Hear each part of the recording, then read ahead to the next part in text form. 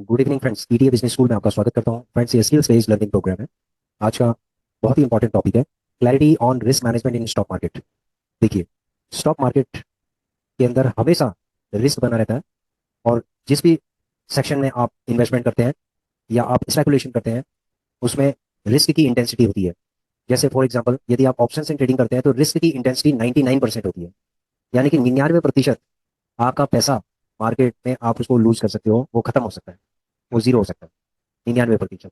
यानी आपके जीतने के चांसेस होते हैं 1%। यानी कि आप ये समझ लीजिए, 100 में से सिर्फ 1% जो लोग हैं, सेवी के हिसाब से तो 10% है, लेकिन हमारे जैसे हमने कुछ लोगों से पूछा है, हमने बहुत लोगों से जो हमारे संपर्क में थे, बहुत लोगों से हमने पूछा।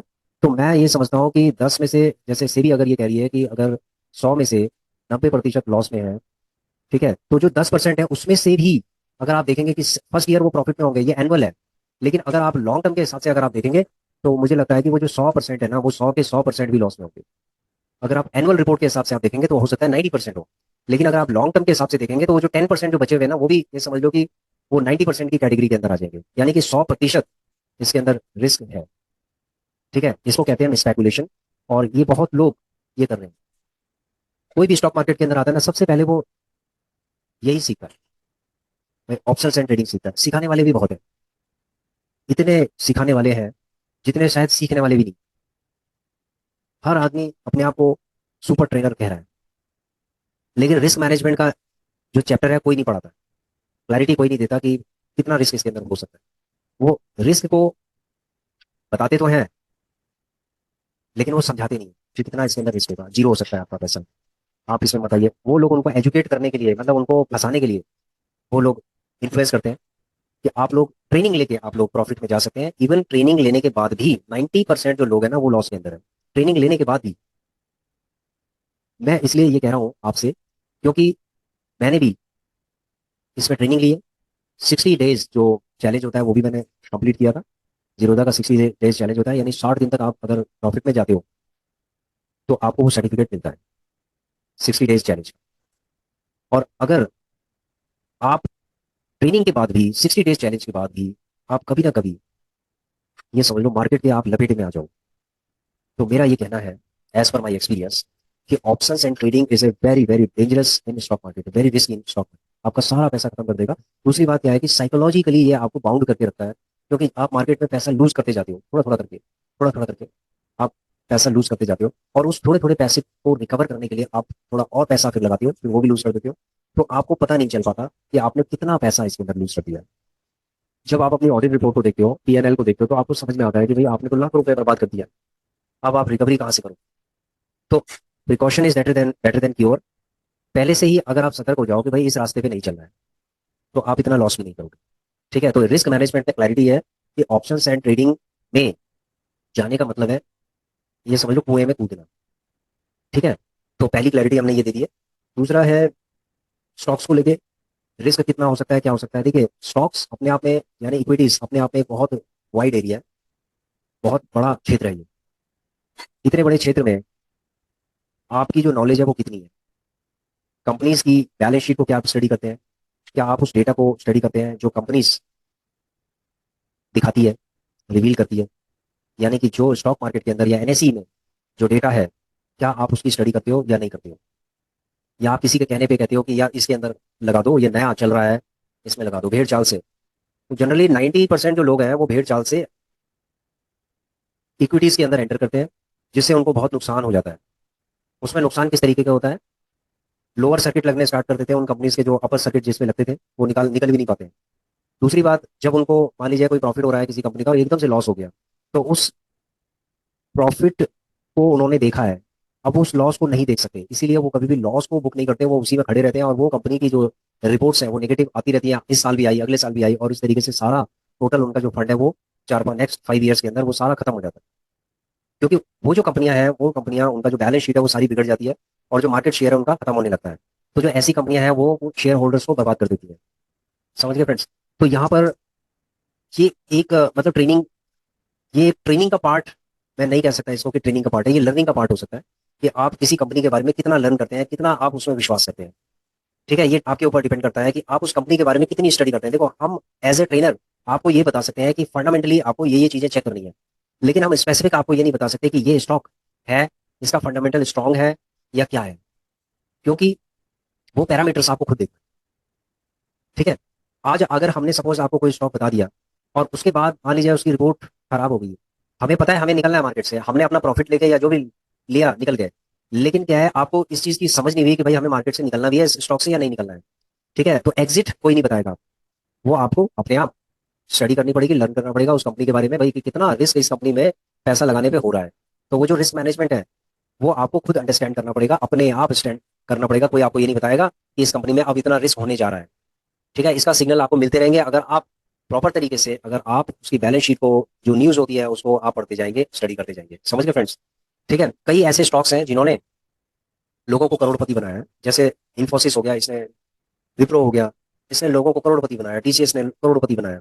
अब सिचुएशन ये है कि देखो, पहले इसने करोड़पति लोगों को बना दिया, क्या ये दोबारा भी बना पाएगी? क्या आप इस चीज का एनालिसिस कर पाएंगे? अगर आप इन चीजों का एनालिसिस कर लेते हैं तो आप इक्विटी के अंदर आ सकते हैं, नहीं तो किसी के कहने पे अगर आप इक्विटी के अंदर अगर आप इन्वेस्टमेंट करते हैं तो सबसे बेवकूफ मतलब वो इंसान कहलाएगा जो किसी के कहने पे, किसी के कहने पे वो इन्वेस्टमेंट कर देता है, आंख बंद करके इन्वेस्टमेंट कर देता है। तो कभी भी किसी के कहने पे आप इन्वेस्टमेंट नहीं कर सकते, क्योंकि इसमें रिस्क आपका बना रहेगा, आपको पता नहीं चलेगा मुझे एग्जिट कब करना है। समझ गए फ्रेंड्स? तो ये था इक्विटी का, यानी कि रिस्क इक्विटी के अंदर थोड़ा कंपेरेटिवली कम होता है, ऑप्शंस एंड ट्रेडिंग में तो बहुत ही ज्यादा होता है, वो तो आपको मार देगा। उसके बाद है इक्विटीज के अंदर आपको ये भी देखना पड़ेगा कि कौन से स्टॉक्स अच्छे हैं। ब्लू चिप कंपनियां जनरली देखो, जो लोग सजेस्ट करते हैं ब्लू चिप कंपनियों को आप ले लीजिए, ब्लू चिप कंपनियां, कई बार ब्लू चिप कंपनियां भी डूब जाती हैं।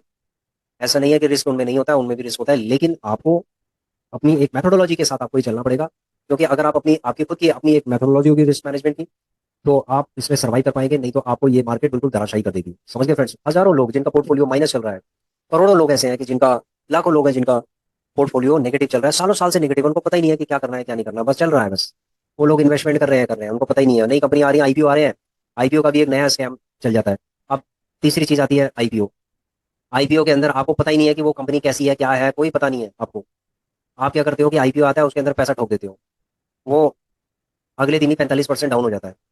लो, ठीक है, 100 आईपीओ आएंगे, 100 में से 10% जो आईपीओ है वो चमकेंगे, और 90% आईपीओ जो है खत्म हो जाएंगे, वो आपका पैसा सारा डुबा देंगे। भाई मेहनत का पैसा, अगर आप 10,000 रुपये भी किसी आईपीओ के अंदर इन्वेस्टमेंट कर रहे हो तो वो भी तो रिस्क है भाई। अगर आपका 10,000 1000 रुपये बन गया, 2,000 रुपये बन गया, तो आपने 80% तो पैसा लूज कर दिया।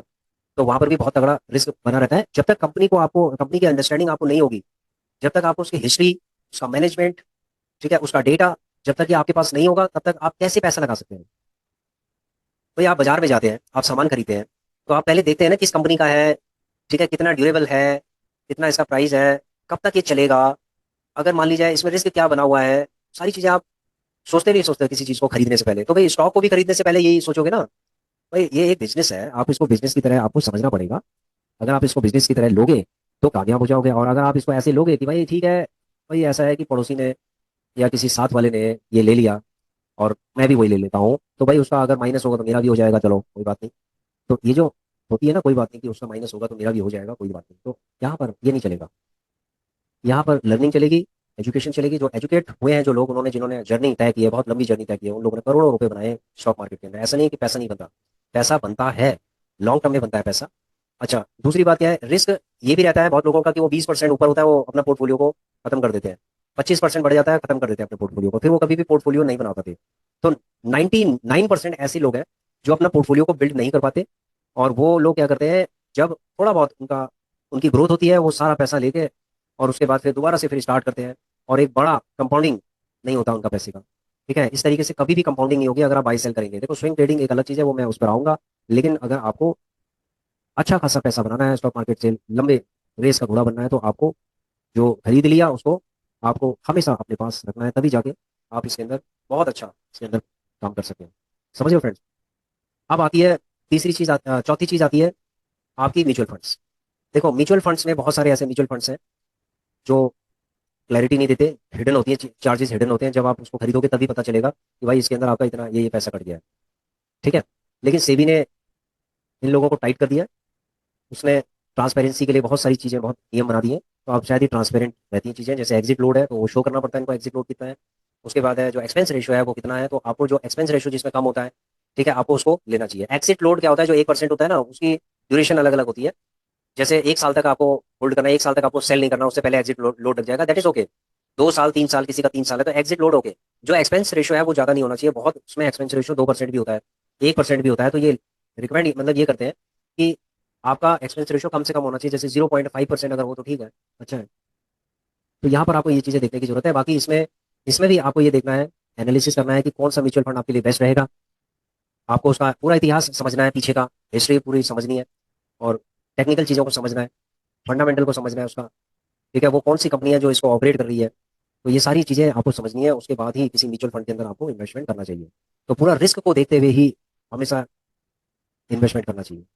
देखो, जो लोग रिस्क को देखते नहीं है शुरू शुरू में, और उनका पोर्टफोलियो माइनस हो जाता है, वो लोग, उन लोगों को स्ट्रेस हो जाता है, हेल्थ प्रॉब्लम्स हो जाती है, बहुत बड़े इश्यूज आ जाते हैं, वो फंस चुके होते हैं मार्केट के अंदर। ये हमेशा ध्यान रखना। बहुत सारे ऐसे हैं जो लोन पे अपना पैसा उठाते हैं और स्टॉक मार्केट के अंदर ठोक देते हैं, तो वो लोग भी हमेशा स्ट्रेस में रहते हैं, क्योंकि उनको ये रहता है कि भाई मुझे ये पैसा वापस करना है, ये बढ़ क्यों नहीं रहा, क्या प्रॉब्लम आ रही है। तो बहुत सारे इश्यूज आते हैं स्टॉक मार्केट के अंदर, तो इसलिए कभी भी लोन का पैसा इसके अंदर नहीं लगाना चाहिए, नहीं तो आप फिर दोबारा से आप रिस्क को मैनेज नहीं कर पाओगे फ्रेंड्स। समझ गए। अब चीजें आती हैं ईटीएफ के ऊपर। ठीक है, ईटीएफ में रिस्क सबसे कम होता है। देखो, ये मेरा अपना एक्सपीरियंस है, मैं आपको ये सारी चीजें दिखा भी देता हूँ। एक्चुअली क्या है कि ये सारी चीजें डेडिकेट मैंने की है मिस्टर रामबो रैम्बो। उनका क्वेश्चन था, बहुत अच्छा क्वेश्चन था उनका, कि ईटीएफ जो सेक्टर को ट्रैक कर रहे हैं उसमें क्या रिस्क हो सकता है, यानी कि सेक्टर को जो ट्रैक कर रहे हैं, जो इंडेक्स की ये बात कर रहे हैं, तो उस इंडेक्स में क्या हो सकता है, यानी कि क्या पूरा सेक्टर बंद हो जाएगा। देखो, सेक्टर बंद होना थोड़ा मुश्किल है, कि पूरा सेक्टर ही बंद हो जाए पॉसिबल तो नहीं है, ये अपने आप लिख रहे हैं यहाँ पर। दूसरी तरफ ये लिख रहे हैं कि जो ईटीएफ को बनाने वाली कंपनियां, यानी कि जो जो पोर्टफोलियो ईटीएफ का मैनेज कर रहा है जो कंपनी, यानी एसेट मैनेजमेंट कंपनी कहते हैं उसको, तो वो जो एसेट मैनेजमेंट जो कंपनी है, अगर मान लीजिए वो बंद हो जाए तो क्या होगा, क्या प्रॉब्लम्स आएंगी। वेरी गुड, बहुत अच्छा क्वेश्चन है। ठीक है, तो हम किस तरीके से अपना पैसा वापस ले सकते हैं, किस तरीके से लिक्विडेट कर सकते हैं उसको, किस हिसाब से करेंगे। ठीक है, थोड़ा रेट्स में फ्लक्चुएशन हो सकता है, डिमांड इम्बैलेंस, देखो ये सारी चीजें होंगी, इश्यूज होंगे।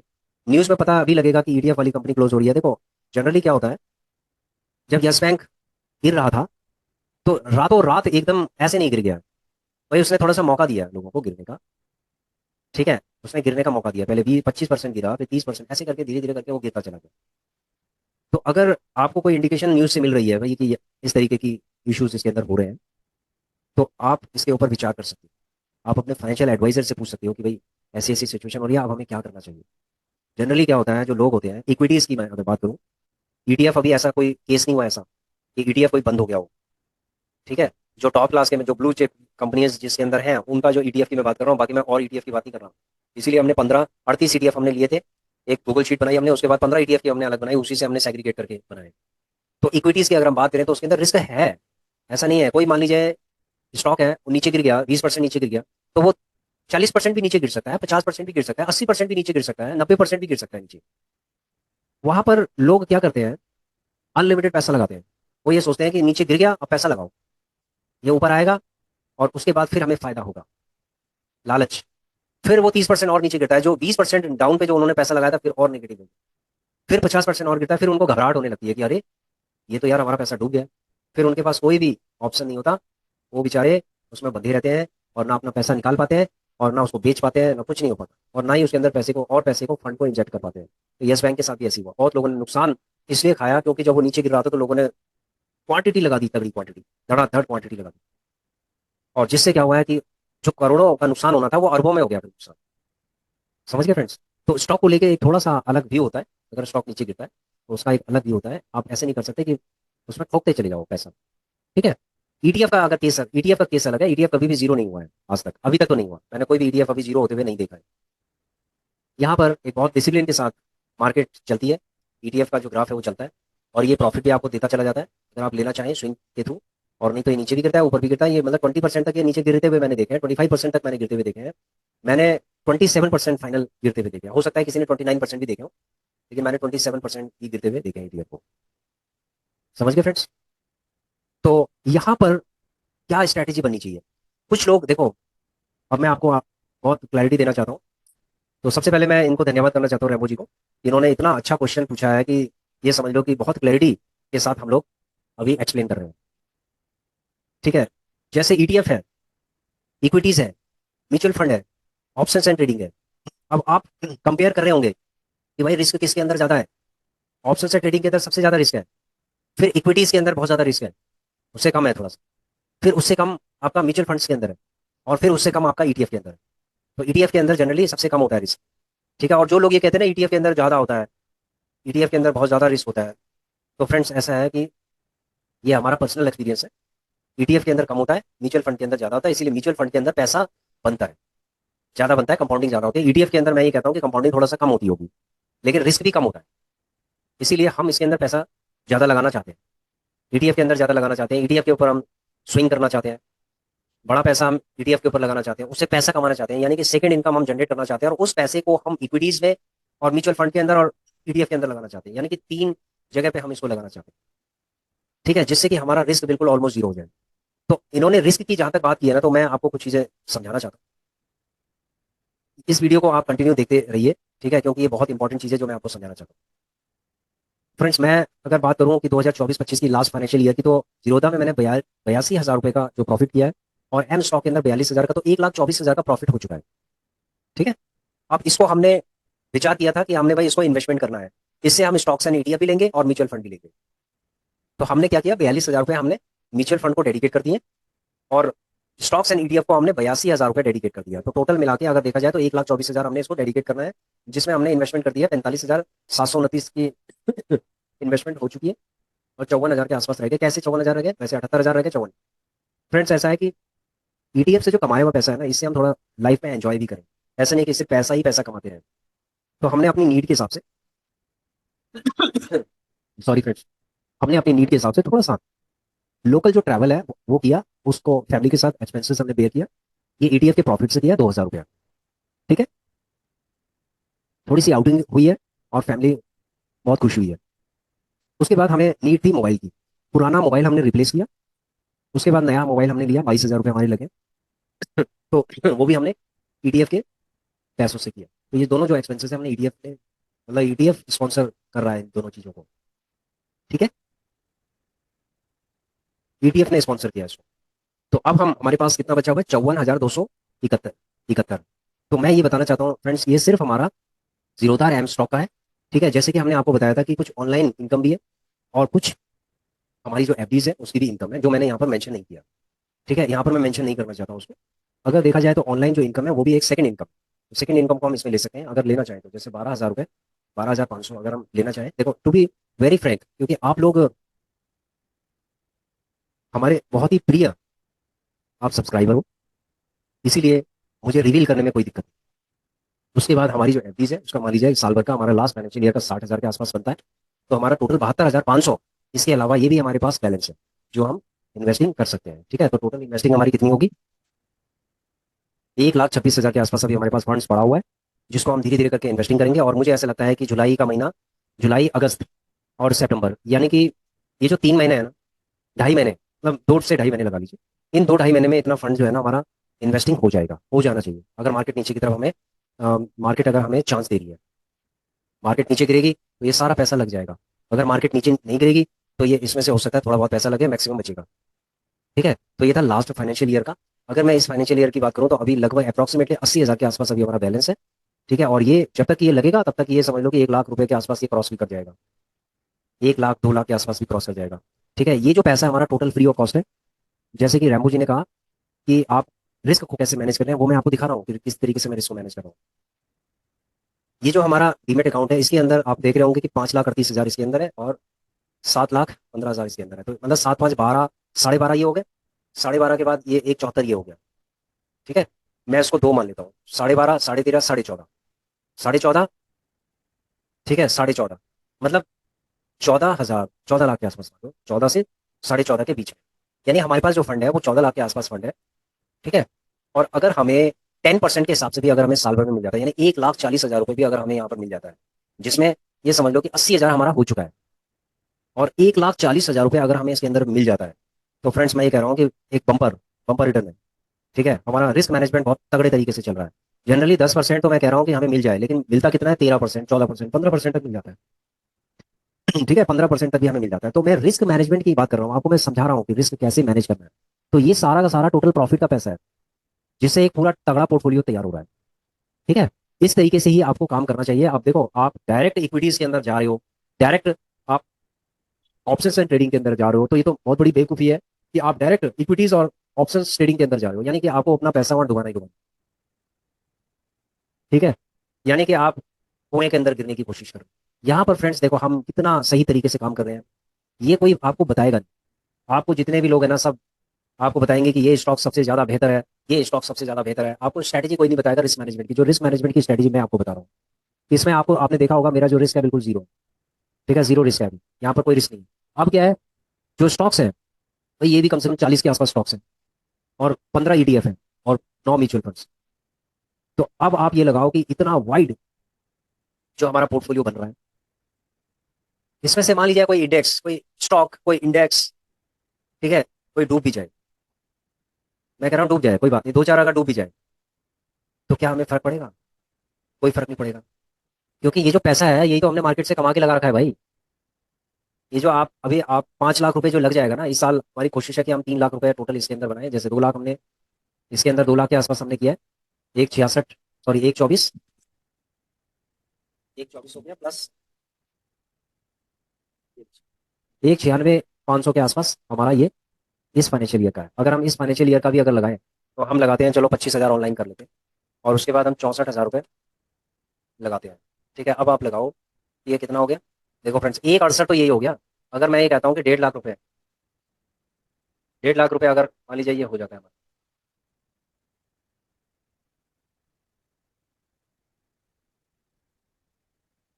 तो टोटल कर लेते हैं 2,39, मतलब ढाई के आसपास आ रहा है। इसको हम और खींचने की कोशिश करेंगे कि कम से कम 3 तक जाए। ढाई तक तो ये बड़े सिंपल वे में चला जाएगा।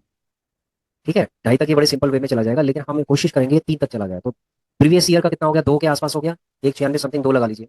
और इस साल का यानी 2025-26 का लगा लीजिए 3 लाख। तो 3 और 2 5 हो गया। तो जो 5 है उसको हम कहाँ कहाँ लगाएंगे, वो आपको हम जरूर बताएंगे कि कहाँ पर हम उसको लगाएंगे। ठीक है, ये जर्नी है, कोई डेस्टिनेशन नहीं है। इसीलिए चीजें आगे चलती जाएंगी, वीडियो आगे बढ़, ट्रांसपेरेंसी के साथ वीडियो आगे बढ़ती जाएगी, आपको समझ में आता जाएगा कि भाई प्रॉफिट बन रहा है और कहीं लग रहा है, कंपाउंडिंग हो रही है उसकी। तो जो कंपाउंडिंग है वो मैं आपको बता भी देता हूँ। देखो, जैसे म्यूचुअल फंड है, ठीक है, ये 9 म्यूचुअल फंड है, इनके अंदर अभी कंपाउंडिंग होगी, जैसे मैंने आपको बताया था। ठीक है, उसके बाद जो हमारे ईटीएफ है,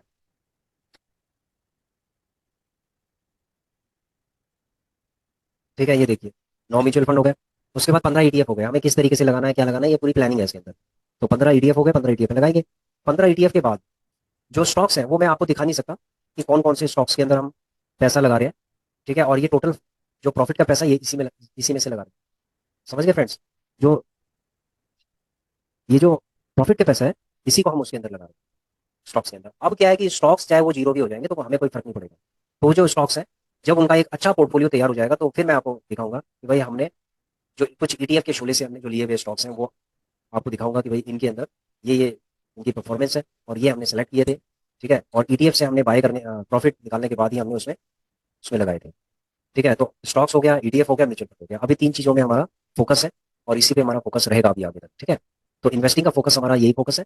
बाकी स्विंग ट्रेडिंग की अगर बात करूं मैं, तो स्विंग ट्रेडिंग ये चलती जाएगी। मैं स्विंग ट्रेडिंग की बात करता हूँ। देखिए फ्रेंड्स, अभी आप देख रहे होंगे स्विंग ट्रेडिंग में सिर्फ 1.5% का माइनस चल रहा है, ये 12% का भी हो गया था कभी। अब क्या है कि जैसे हमारा जो टारगेट है वो है गोल्ड।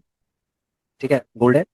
अगर मान लीजिए गोल्ड में ये, अगर सपोज ये 22-25 सौ के आसपास ये हो जाता है, तो हम इसमें से निकल जाएंगे। उसके बाद है गोल्ड का। ये देखिए, गोल्ड का अभी हमारा सबसे ज्यादा इन्वेस्टमेंट गोल्ड में, आफ्टर एलटीवीज। तो जो गोल्ड है वो देखते हैं कब ब्रेकआउट होता है। ब्रेकआउट होने के बाद जो 3-4% जो भी देगा, लेके निकल जाएंगे हम। ठीक है, अगर ये 3 रुपए भी दे देता है बहुत है। ठीक है फ्रेंड्स, तो अभी फिलहाल हमारा दो में ज्यादा फंड है, एक गोल्ड बीस के अंदर, एक है हमारा एलटीवी बीस के अंदर। ठीक है, बाकी हमारे ऐसे ही चल रहे हैं, पहले से ही चलते हुए आ रहे हैं, ये चल रहे हैं, चल रहे हैं। दूसरा है हमारा,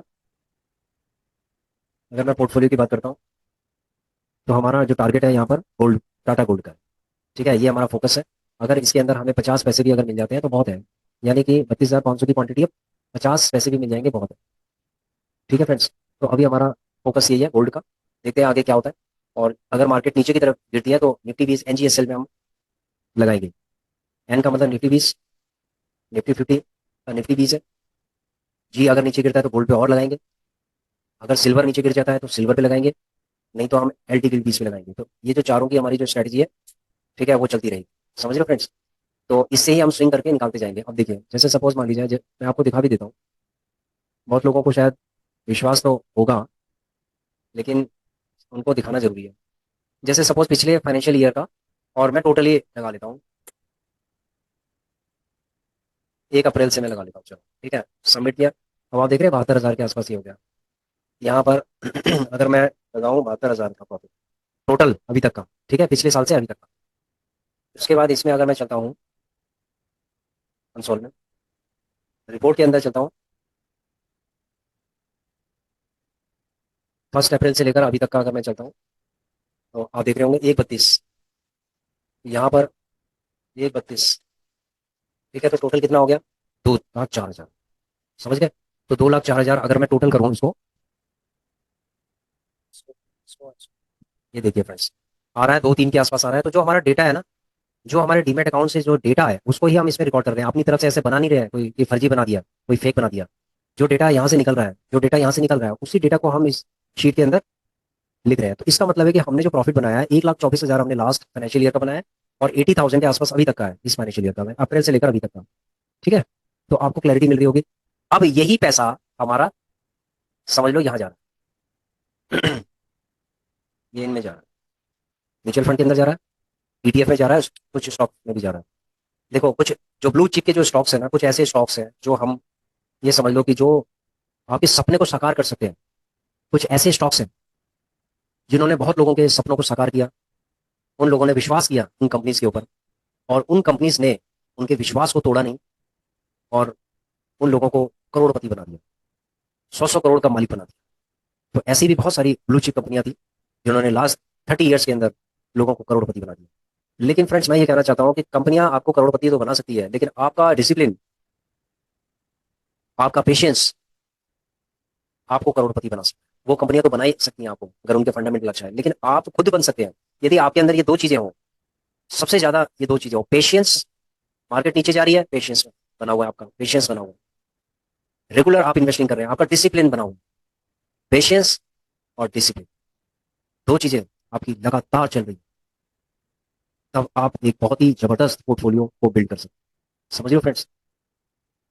तो आशा करता हूं कि आप लोगों को रिस्क मैनेजमेंट का जो ये चैप्टर है, ये समझ में आ गया होगा कि मैं 0% रिस्क में खेल रहा हूँ। मुझे रिस्क लेना ही नहीं है। मुझे 1 करोड़ का पोर्टफोलियो भी तैयार करना है, और मुझे रिस्क भी नहीं लेना है। ठीक है, मैं इस तरीके का गेम खेलना चाहता हूँ। अगर मान लीजिए मैंने नेक्स्ट 3 साल में, अगर मान लीजिए मैंने 10 लाख रुपए, 7.5 लाख रुपए सपोज मैंने बना दिए, ठीक है, और 7.5 लाख रुपए मैंने इन्वेस्टिंग भी कर दी है, तो नेक्स्ट 20 साल में क्या होगा? 7.5 लाख का। आइए चलते हैं।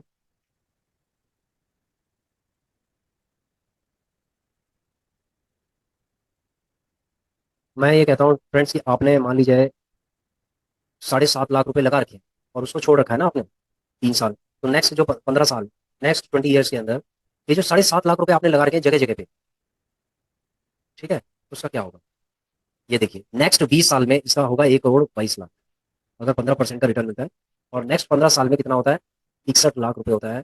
और अगर हम 16% के हिसाब से चलते हैं तो 70 लाख होता है। और फ्रेंड्स, कभी कभी हमें 18% भी मिलता है, लेकिन हम इसको एवरेज 15% ही मानते हैं। ठीक है, तो 7.5 लाख का हमें कितना मिलेगा नेक्स्ट 15 साल में? 61 लाख। और नेक्स्ट जो 3 साल और होंगे, फिर हम 7.5 और लगाएंगे, तो फिर 61 लाख और हो गया।